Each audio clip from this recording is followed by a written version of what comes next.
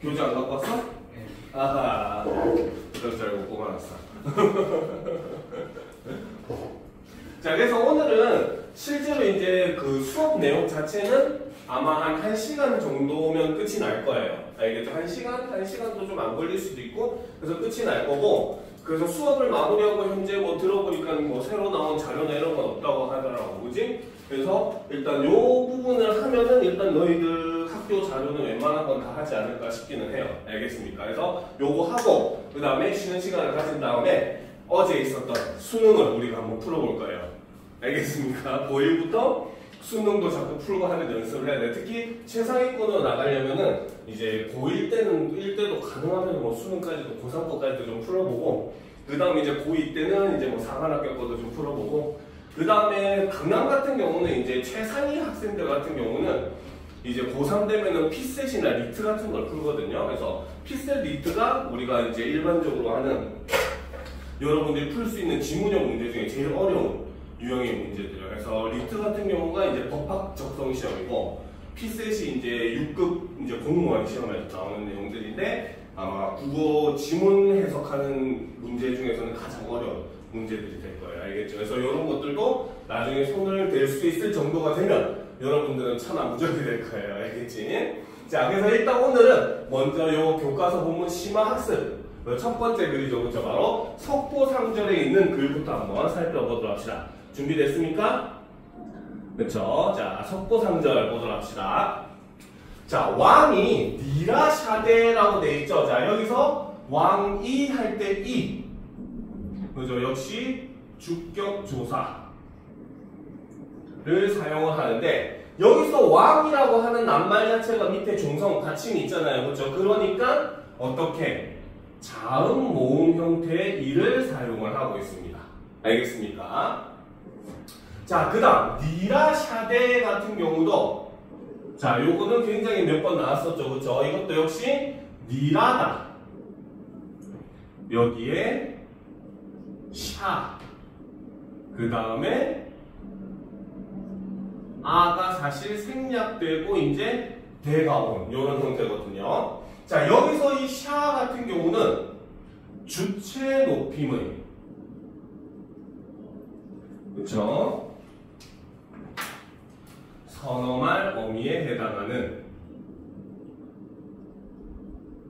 부분인데, 자, 이 중세국어에서 이런 높임 표현들이 나오잖아요. 그죠? 그러면 이 높임 표현에서 또다시 파생될 수 있는 문제가 바로 뭐냐?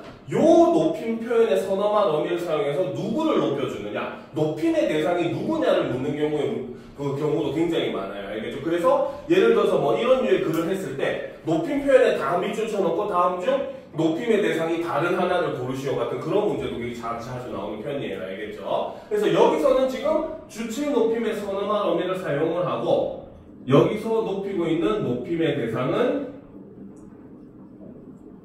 바로 주체 높임이니까 문장의 주어인 바로 왕을 높이고 있다라고 볼 수 있다는 거죠. 그렇죠? 자, 그 다음 왕이 말씀하시기를, 그렇죠? 자, 여기서부터는 사실 왕이 말을 한 부분이에요. 사실은 큰 다음표가 있어야 되는데 중세 시대에는 이런 표현들이 없었어요. 다음표 같은 표현들이. 알겠습니까? 문장보호가 거의 없었습니다. 알겠죠? 자, 그래서 현대국어에서는 이렇게 다운표를 해줘야 되는 부분인데 여기에서는 지금 생략이 돼 있어요. 자, 대사 하샨일. 자, 여기서 지금 주격조사는 생략이 돼 있어요. 그냥. 알겠죠? 그래서 대사가 하신이라고 돼 있죠. 하샨이라고 하는 것도 역시 하다 라는 말에 주체 높임 선어말 어미 샤를 썼고, 그 다음 여기에 바로 무엇이 관용사형 어미 안, 요게 붙은 거예요. 알겠죠? 자, 여기서 그러면 이 샤도 역시 주체 높임이고, 이 주체 높임이 그러면 높이는 대상은 바로 누구다? 지금 왕이 한 말이잖아. 대사가 하신 일인데, 그럼 이 일을 한 사람은 바로 누구? 대사라는 거죠. 그쪽에서 주체 높임을 사용했고, 높임의 대상은 대사가 된다는 거죠. 그렇죠? 그래서 대사가 하신 일 아니면 뉘, 혼, 것이 있고, 그래서 누가 한 것입니까? 이런 뜻이거든요. 여기서 it 같은 경우는 바로 객체 높임, 선어말 어미를 사용을 한 부분입니다. 아, 쏘리. 상대 높임이에요. 선생님이 착각했어요. 순간 헷갈렸어요. 상대 높임 선어말 어미를 쓴 겁니다. 알겠죠? 상대 높임 선어말 어미는 이랑 it이 있는데 여기서 쓰이는 it 같은 경우는 바로 뭐다? 바로 의문문에서 사용하는 상대 높임의 선어말 어미입니다. 알겠습니까? 그러면 지금 왕이 하고 있는 이 말을 듣는 사람은 바로 누구다?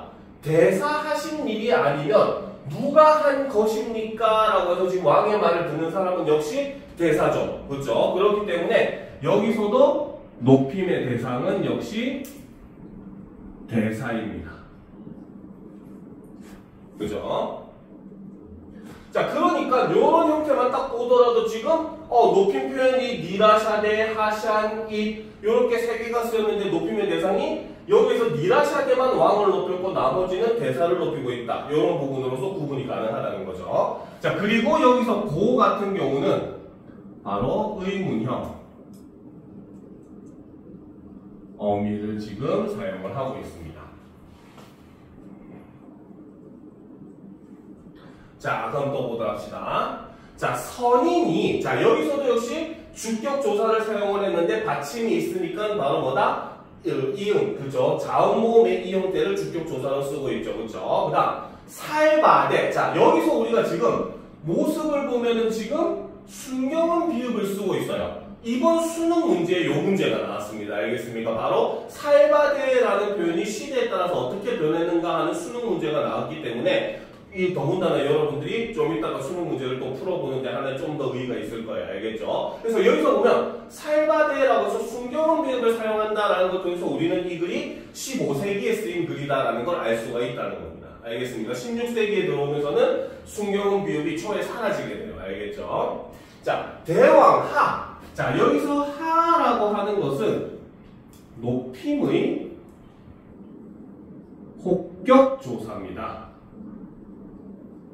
알겠죠? 호는 부른다는 말이에요. 우리가 철수야 할 때 그 야 같은 걸 우리가 혹격조사라고 하는데 여기서 하라는 표현은 높임의 의미를 포함하고 있습니다. 실제로 용비어천가에서도 보면 125장에 후대왕들에 대한 권계를 할 때 임금하아라소서라고 얘기해서 임금님들이시여 아십시오 이렇게 해석을 하거든요. 그래서 여기서는 높임의 혹격조사를 사용했고 해석을 하면 무슨 님이시여 이런 의미로 해석을 합니다. 알겠죠? 자, 임금님이시여 이 남굴 시읒. 자, 여기서 요 시읒은 바로 관형격 조사를 사용을 하고 있죠. 여기서 남굴, 남쪽에 있는 굴이라고 하는 거는 무정명사, 사물을 나타내는 명사이기 때문에 관형격 조사로 시읒을 쓰고 있는 겁니다. 그렇죠? 그래서 남굴의 선인이 한 딸이 길어내니라고 되어 있죠. 그렇죠? 자, 그런데 여기서 보면 길어라고 해서 끊어적기가 살포시 사용이 되고 있습니다. 알겠습니까? 자, 길어내니 양제 단정하야. 그래서 양제가 단정해서 세간에 쉽디 못하니 그 딸 한일 시절에, 자, 여기서도 보면 지금 한일이라고 해가지고 절음부호를 사용을 하고 있죠. 부호를 사용을 하고 있어. 니을 옆에다 여인 이웃을 집어넣음으로써 뭡니까? 입성임을 지금 표시를 하고 있다는 거죠. 알겠죠? 그래서 한일 시절에 자, 자체마다 연화이 나나이다라는 거죠. 자, 여기서 보면 하는 자취마다 연화이. 자, 여기서 보면 연화라고 해서 모음으로 끝났고, 그죠? 와니까 형태상 이가 붙을 수가 있잖아요. 그죠? 그래서 여기서는 모음이 형태의 주격 조사를 사용을 하고 있다는 거죠. 그죠? 자, 그래서 연화가 나나 니이다라고 표현을 함으로써 그래서 연꽃이 다 납니다라고 표현했죠. 밑에 해석을 보면 선인이야 되되 대화기시여 이 남구의 선인이 한 딸을 길러내니 모습이 단정하여 세상에 모습을 드러내기가 쉽지 못하니 그 딸 움직일 시절에 자취마다 연꽃이 납니다인데 여기서 나나 니 이다 라고 사용을 함으로써 여기서도 바로 상대 높임 선어말 어미를 사용을 하고 있죠. 여기서는 이를 씀으로써 바로 뭐다? 평서문이기 때문에 이런 형태를 사용을 하고 있습니다. 알겠습니까? 자, 그래서 이제 이 말은 선인이 왕에게 한 말이잖아요. 그죠? 그러니까 당연히 여기서 듣고 있는 상대, 그 청자는 바로 높임의 대상은 왕이 된다는 거죠. 은 대왕인 거죠. 알겠습니까? 그래서 이렇게 여러분들이 요 해석하고 보통 많이 같이 제시가 돼요. 알겠습니까? 그러니까 요 해석과 함께 비교를 해봤을 때 이 내용이 어떤 모습이냐라는 거 이제 여러분들이 잘 받아야 돼요. 알겠죠? 아, 그리고 요거 하나 빼먹었네. 양재 요것도 역시 바로 양자 플러스 이가 주격조사입니다. 해석을 하면 모습이라고 해석이 되잖아요. 그렇죠? 자, 그래서 이런 형태로서 우리가 석고상전 바로 어떻게 보면 약간 이 글은 15세기 말 16세기 초 이쯤에 글이라고 볼 수가 있는 겁니다. 알겠습니까? 자, 다음 페이지로 넘어갑시다. 바로 용변천가 2장 부분이죠. 자, 요것도 여러분들 문제를 출제하다 보니까 여러분들 교과서용 문제도 많이 나와서 함께 봐두면 좋죠. 저번에 한번 했었던 내용입니다. 그죠? 그래도 한 번 더 봅시다. 자, 여기서 불휘라고 하는 거 역시 마찬가지. 불휘 더하기 영형태의 주격조사가 붙었죠. 그죠? 그래서 뿌리가 깊은이라고 해석을 해야 돼요. 그래서 뿌리가 깊은 남간. 자, 여기서 남간이라고 하는 건 저번에도 얘기했죠. 바로 기역 고경어입니다. 그래서 얘는 원래는 나모 더하기 보조사 안. 요 형태인데 이것이 남간으로 바뀌었다는 거죠. 자, 그래서 뿌리가 깊은 나무는 바람에 알이 낼새 흔들리지 아니하기 때문에 자, 여기서 뭐뭐 리을새 라고 하는 건 현대말로 하면 뭐뭐 하기 때문에 라는 거죠. 그래서 바람에 흔들리지 아니하기 때문에 꽃 듀오코, 그렇죠? 듀오코 여기서도 역시 구개음화가 사용이 되지 않고 있다는 거죠.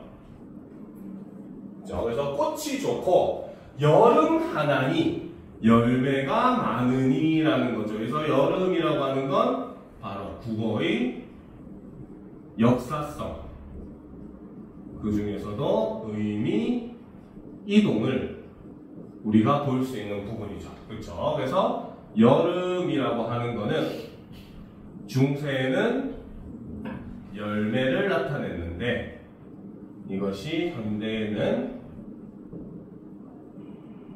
계절을 나타내는 의미로 변화를 하였다 라고 볼 수 있는 겁니다. 알겠죠? 자, 그리고 이제 중세는 저번에도 얘기했죠. 하다가 두 가지 형태가 있다고 했죠. 알을 쓰는 하다랑 아래알을 쓰는 하다가 있는데 알을 쓰는 하다 같은 경우는 많다는 뜻이고, 알겠죠? 아래알을 쓰는 하다는 뭡니까? 이게 우리 현대말에서 하는 하다, 동사 하다라는 뜻입니다. 알겠죠? 근데 이거 같은 경우는 의미 이동이나 이런 의미 축소나 이런 걸로 보지 않아요. 알겠죠? 왜냐면 아래아가 없어지는 과정에서 두 말의 형태가 같아져 버리니까 하나를 바꾼 형태다라고 보면 됩니다. 알겠습니까? 그래서 요거 같은 경우는 의미 이동이다 뭐 이런 의미로 보지 않습니다. 자, 그 다음 세미. 자, 세미 같은 경우는 셈에다가 자음 모음의 이 형태인 주격조사를 사용을 하고 있죠. 그래서 요거 같은 경우는 문제 내기가 참 좋아요. 불휘랑 세미에 쓰인 주격조사의 형태에 대해서 서술하는 유형의 문제 같은 경우는 서술형 문제가 있다면 내기가 굉장히 좋은 문제들입니다. 알겠습니까? 그래서 셈이 깊은 물은 그렇죠? 가말에 가뭄에 아니 그칠세 그치지 아니하기 때문에 내희이러 자 내희 얘는 내희읍 더하기 자음 모음의 형태인 주격조사. 자 여기서 비록 히읗이 받침으로 쓰이지는 않고 옆에 쓰이긴 했어도 어쨌든 얘가 종성으로 취급을 해요. 알겠죠? 그래서 이 내희라고 하는 형태를 우리는 히읗 종성 체언이라고 합니다. 그러니까 어쨌든 자음으로 끝난 형태가 되니까 여기에 자음 모음의 형태, 자음 모음의 이 형태인 주격조사가 붙게 된다는 거죠. 알겠죠? 그래서 내를 이루어 바다에 바다에 가나니에서 바다에 가니라는 뜻이 되는 거죠. 알겠습니까? 자, 그래서 용비어청 가는 해석 문제도 굉장히 이제 문학적인 해석 문제도 굉장히 시험에 잘 나와요. 알겠죠? 자, 여기서 내용을 보면 뿌리가 깊은 나무는 이라고 하는 건 바로 뭐다?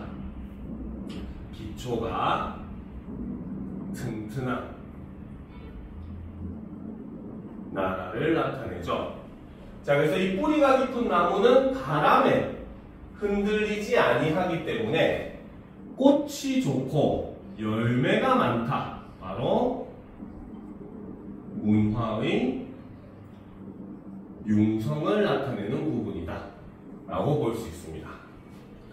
자, 그 다음 셈이 깊은 물이라고 하는 거 보통 강물이라고 하는 건 역사를 상징하죠. 그래서 셈이 깊은 물이라고 하는 거는 바로 뭐다? 역사가 오래된 나라는 저 가뭄에 그치지 아니하므로 그래서 바람과 가뭄은 같은 의미이고 얘네는 시련, 고난을 나타내죠. 그래서 나라의 입장으로 얘기를 해야 되니까 이 시련 고난을 한자성으로 하면 내우외환 나라 안에 걱정이 있고 외부적으로 환란이 있다 이런 뜻입니다. 알겠죠? 그래서 가뭄에 그치지 아니하므로 내를 이루어서 바다에 간다라는 거죠. 바로 나라가 무궁한 발전을 한다 라고 이야기를 할 수 있다는 거죠. 그래서 이 작품 같은 경우는 바로 이렇게 첫 번째 줄과 행과 두 번째 행이 서로 대꾸를 이루는 형식을 취하고 있고, 그렇죠? 그렇기 때문에 이 부분에서는 바로 뭐다? 조선의 무궁한 발전을 기원하는 일종의 송축의 그런 의미를 가지고 있다라고 볼 수 있다는 겁니다.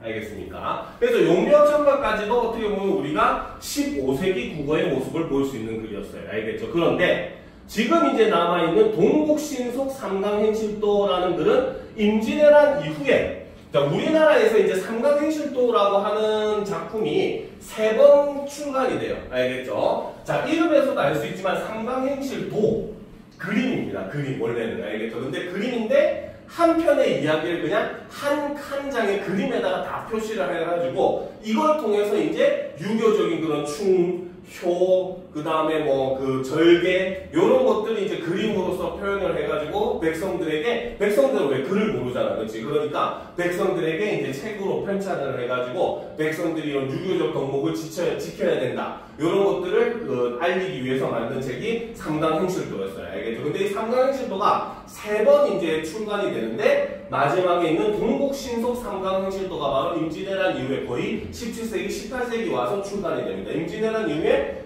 우리나라의 그 도덕이 땅에 떨어지다 보니까 실제로 전쟁을 겪고 나면 사람들이 이제 도덕 의식이 많이 사라지게 되거든요. 왜? 사람도 죽였는데 뭔들 못하겠어, 그지? 그러다 보니까 이제 전쟁이 끝나고 다 그 땅에 떨어진 도덕 의식을 살리고자 사람들이 이제 만들었던 책입니다. 그래서 그 신이라고 하는 게 새롭다는 뜻이고 속이 속편할 때 속이거든요. 그래서 3번째 삼강행실도라고 해서 신속 삼강행실도라고 하는 겁니다. 알겠습니까? 그래서 이거는 실제 이제 사례를 이야기식으로 구성을 해놓습니다. 알겠죠? 어떤 내용인지 봅시다. 이건 그래서 근대 국어의 모습을 볼 수 있는 거예요. 자, 진사김웅애는, 그쵸? 자, 진사김웅애라고 하는 사람이 여기서 중심 인물입니다. 근데 이 사람은 담양구 사람이니, 그쵸? 담양구 사람. 바로 이 사람의 지역을 나타내죠. 그쵸? 요것도 메모 칩시다. 진사김웅애는 바로 중심 인물이죠. 바로 이 사람의 업적을 이제 노래하는 겁니다. 노래라기보다는 이야기하는 거죠. 그래서 담양구 사람인데 천성이 지극히 효도롭더라. 굉장히 효심이 강하다라고 하는 거죠. 이게 바로 김웅회의 성격을 서술자가 직접 제시를 해주고 있죠. 그죠? 자, 그런데 여기도 보면 천성이 아니라 편성이라고 되어 있잖아. 그렇지? 역시 마찬가지 아직까지도 국외음화가 일어나지 않고 있더라. 국외음화가 미적용되고 있더라 라는 거죠.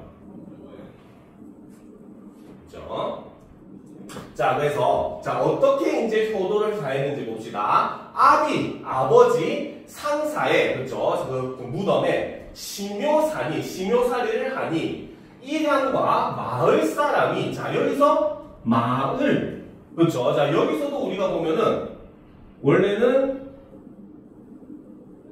그쵸? 자, 여기서 일단 첫 번째로 우리가 볼 수 있는 게 반치음이 소실이 됩니다.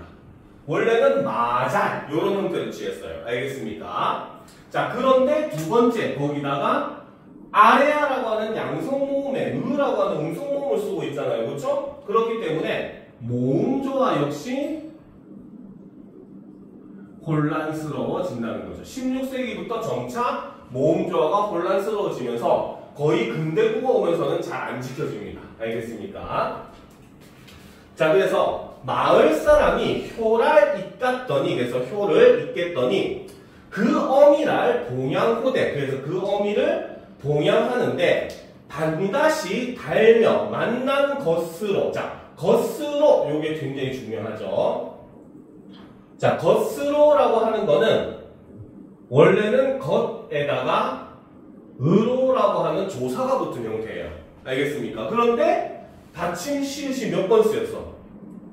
2번 쓰였죠. 그렇죠? 바로 거듭적기가 여기서 사용이 된 겁니다. 알겠습니까?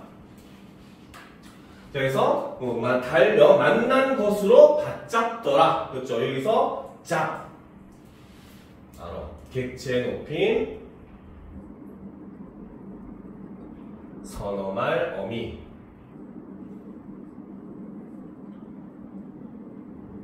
잡을 사용을 하고 있죠. 그렇죠? 그래서 여기서는 바로 누구를 높여준다. 바로 자신의 김웅의 어미를 지금 높이고 있다는 거죠. 알겠습니까? 자, 그 다음 보도록 합시다. 좀 올려놓고 보도록 합시다. 자, 경유외란에, 그래서 정유외란. 그렇죠. 임진왜란이 끝나고 실제로 일본이 한 번 더 쳐들어왔었거든요. 그걸 정유외란이라고 하는데, 재란이라고 하기도 하고. 자, 이것도 이제 뭡니까? 실제 사건을 이렇게 보여주고 있죠. 자, 그래서 정유재란에 그 어미날 모시고 수풀에 숨었더니, 그래서 수풀에 숨었는데 도적이 문득 니라러, 그래서 문득 갑자기 니라러 다가와 먼저 그 어미를 해하거늘, 그래서 그 어미를 해치거늘 응히 크게 소리하되, 그렇죠? 응이가 이제 크게 소리하야 도적을 꾸짖고 손으로 도적을 쳐. 그래서 도적을 꾸짖고. 자, 여기서도 이제 아직은 바로 뭡니까? 시읒게 하병병서를 사용한 바로 어두자흥군이 여전히 쓰이고 있어요. 자, 그런데 여러분들이 유의할 거는 바로 뭐였다? 근대로 오면서는 시읒계로 통일된다고 했어. 시읒계 이외에 합용 명사는 사용되지 않습니다. 어두장군이. 알겠습니까? 그래서 시읒계로 통일이 되게 됩니다. 그래서 옆에다가 하나 적어 놓읍시다. 그래서 어두장군이 시읒계로 통일이 됩니다.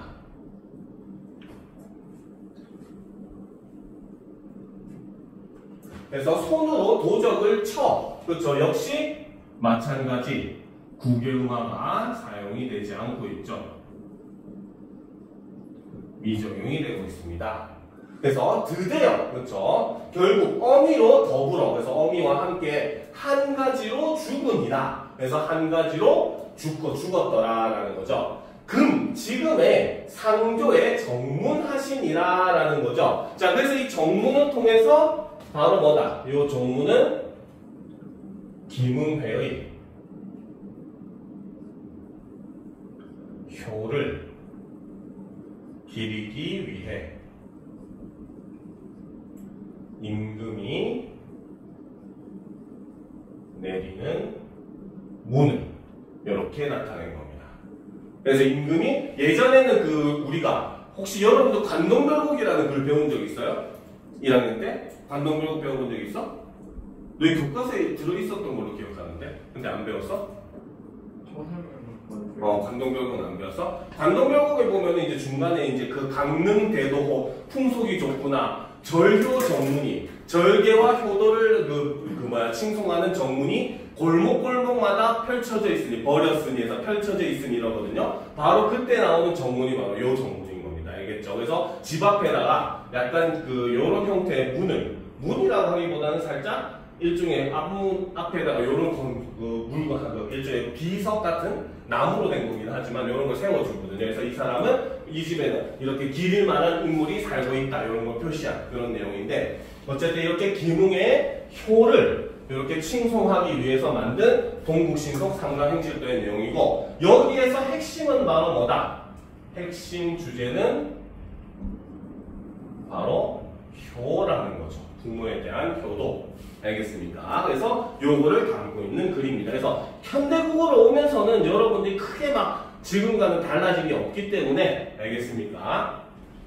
좀 차이점들 같은 거 위주로만 잘 봐주면 돼요. 자, 그 다음 이제 여러분 교과서에는 두 줄만 실려있는 글인데 선생님이 전문을 실었어요. 바로 두보의 춘망이라고 하는 시입니다. 알겠습니까? 자, 두보의 춘망, 바로 두시언해라고 해서 두보의 시를 우리말로 이제 번역을 한 걸 두시언해라고 얘기를 합니다. 알겠죠? 두보는 중국에서 가장 손꼽히는 시인 2명 중에 한 명이에요.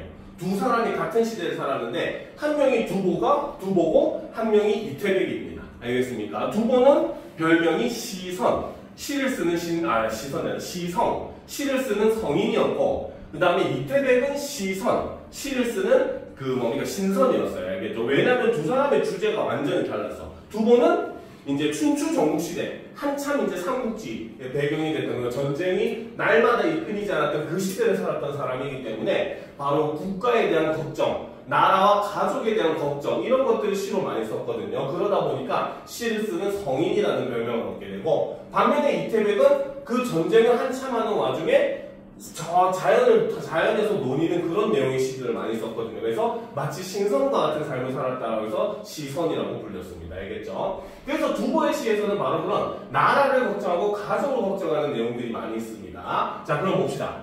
나라희. 자, 나라희라고 하는 것은 나라희을 더하기 자음 모음의 이 형태의 주격조사가 붙었습니다. 자, 그래서 여기서 나라라는 것도 역시 히읗 중성체언입니다.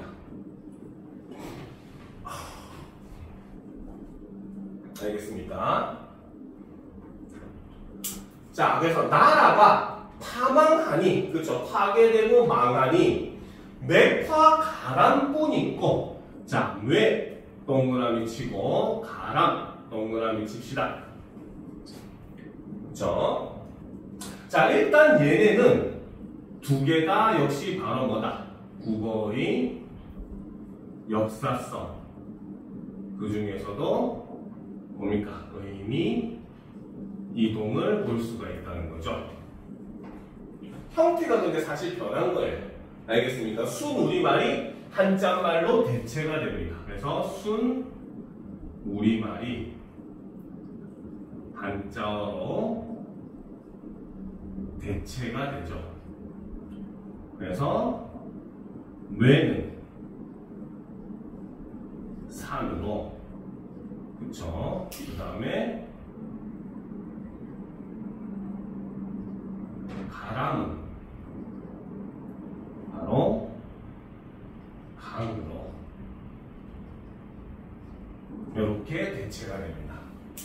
알겠습니까?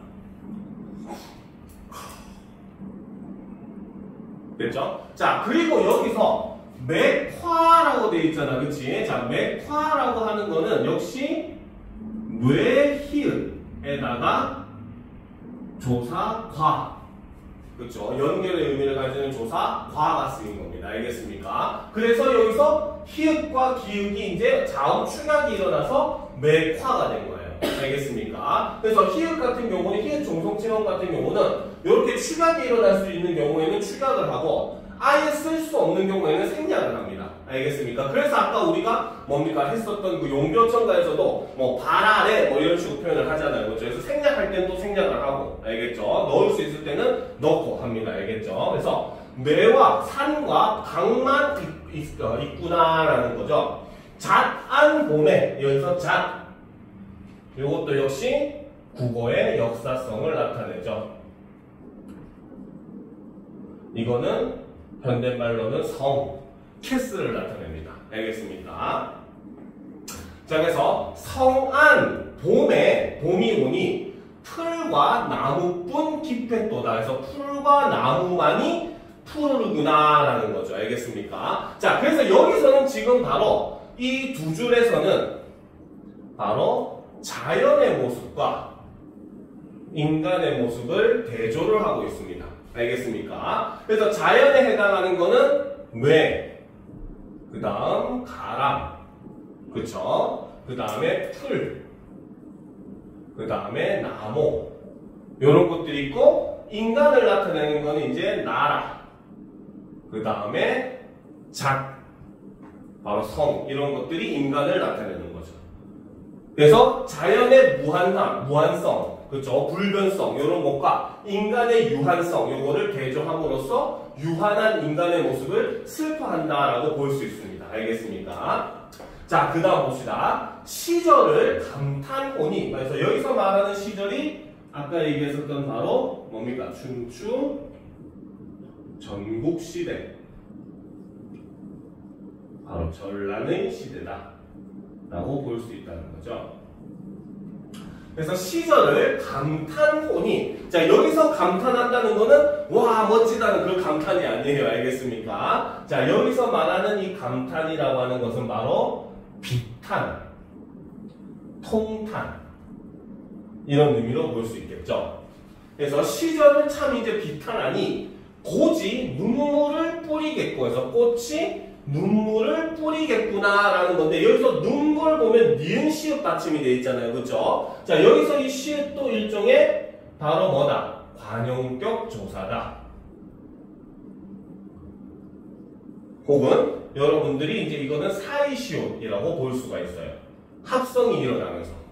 알겠습니까? 그래서 눈과 물이 합성이 일어나면서 여기에 사이시옷의 형태로서 관용격 조사가 이렇게 들어간 겁니다. 알겠습니까? 왜? 일본에도 보면은, 일본에는 이제 우리나라 말로 이 관용격 조사에 해당하는 게 이 노라는 말이 있거든요. 이것이 합성어에도 많이 들어가요. 일본에도 보면 눈의 꽃 하면은 역시 일본어로 하면은 유키노 하나 이렇게 하거든요. 알겠죠? 그러니까 이렇게 합성어 중간에 이런 형태를 붙임으로써, 알겠습니까? 바로 요 눈과 물을 합성을 하는데 거기에 현재로 따지면 사이시오 전상어 같은 형태로서 관용격 조사가 들어가는 거죠. 알겠습니까? 그래서 꽃이 눈물을 뿌리겠고, 자, 여기서도 역시 어두자음군을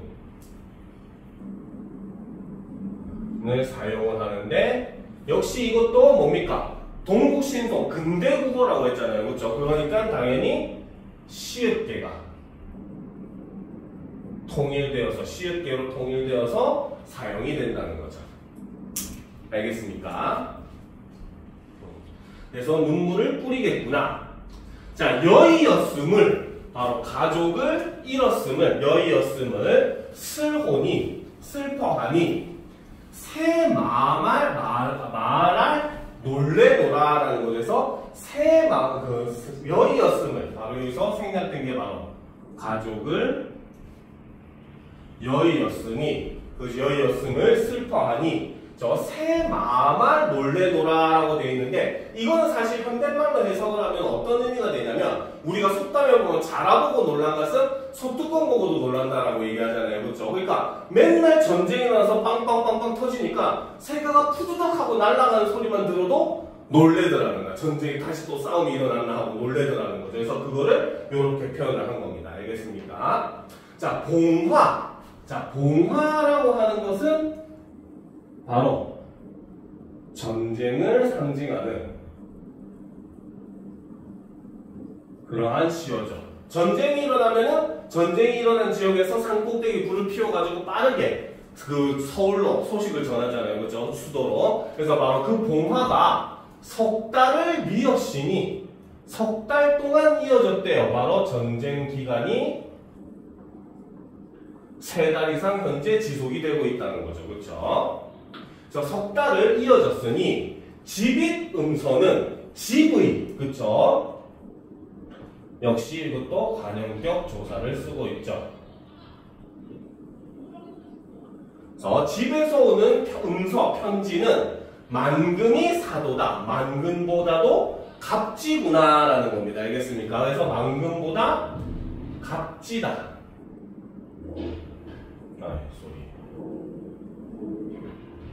갑지다 라고 얘기를 함으로써 이거는 바로 뭐다? 가족의 소식을 알 길이 없다 라는 걸 이렇게 표현을 한 거죠. 됐습니까? 자, 그 다음 보도록 합시다. 자, 샌머리를 긁으니, 자, 샌머리, 하얗게 샌머리라는 뜻이거든요. 자, 여기서 샌머리라고 하는 것은 바로 자, 요즘 애들은 사람의 머리가 왜 하얗게 셀까 하면 늙어서요 맨날 이렇게 얘기하는데 바로 여기서는 일종의 바로 나라에 대한 근심, 걱정 이런 걸 의미한다라고 보는데 요거는 근데 학교쌤마다 해석이 조금 갈려요. 늙음이라고 해석하는 쌤도 있긴 합니다. 알겠습니까? 그래서 이거는 두 가지 의미를 다 볼 수 있어요. 바로 첫 번째는 바로 뭐다? 나라와 가족에 대한 근심, 걱정을 이렇게 나타내기도 하고 두 번째는 늙음을 이렇게 표현한다라고 보기도 합니다.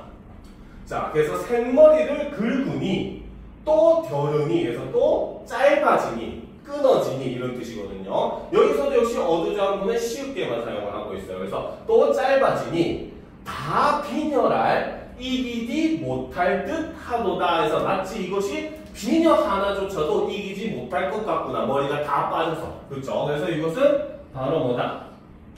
근심, 걱정의 깊이를 시각적으로 형상화를 하고 있더라.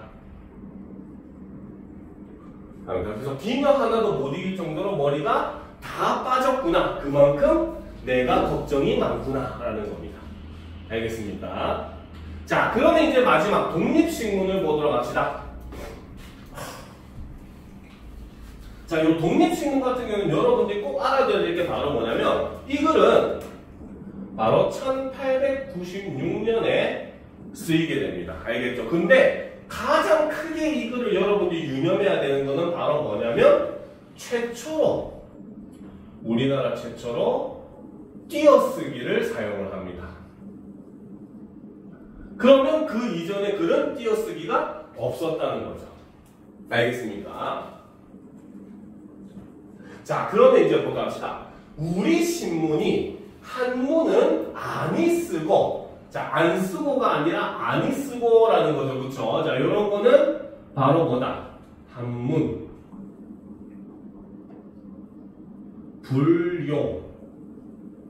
불용의 직역투 문체입니다.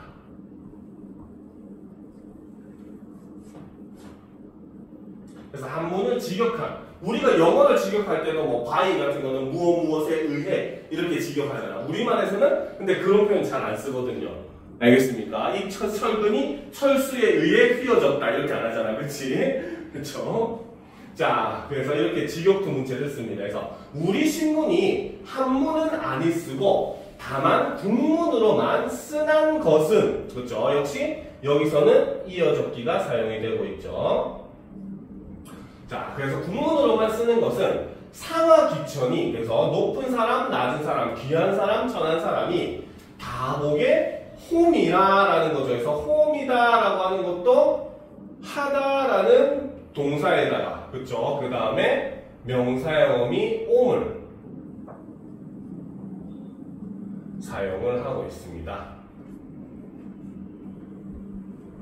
그렇죠. 그래서 모든 사람이 다보게 하기 위해서이다라는 거죠. 자, 그래서 여기서는 바로 자, 독립신문이 이 국문 바로 한글 국민정음이죠. 문을 쓰는 이유는 그렇죠. 바로 자, 모든 사람들이 다 볼 수 있게 하기 위해서이다 라는 거죠.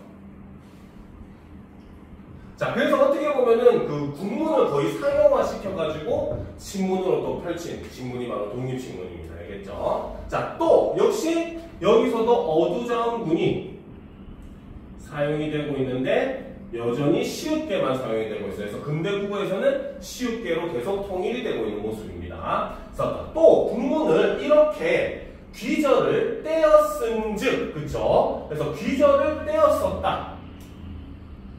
바로 띄어쓰기를 사용을 했다. 자, 그런데 이제 이때는 최초로 아까 얘기했었잖아요. 그죠? 그러니까 현대 띄어쓰기와는 좀 다릅니다. 여기서도 보면 원래 우리 현대에서는 우리 띄우고 신문이라고 써야 되잖아요. 그치? 근데 이때는 이렇게 붙여 쓰는 일종의 관용어를 체언에 붙여서 쓰는 형태로 많이 쓰게 됩니다. 알겠죠? 그래서 귀절을 띄었은즉 아무라도 이 신문 보기가 쉽고 신문 속에 있는 말을 자세히 알아보게 함이라라고 함으로써 여기서도 역시 명사형 어미를 사용을 해주고 있다는 겁니다. 알겠습니까? 그래서 이렇게 자 여기서 이 부분도 하나 적어놓자. 그러면 독립신문이 띄어쓰기를 사용한 이유를 살펴보게 되면은 이것은 바로 무엇이다? 쉽게 알아보기 위해서라는 거죠. 알겠습니까? 자, 그래서 여기까지가 이제 여러분들 교과서에 있는 국어사 관련된 수업 내용의 끝입니다.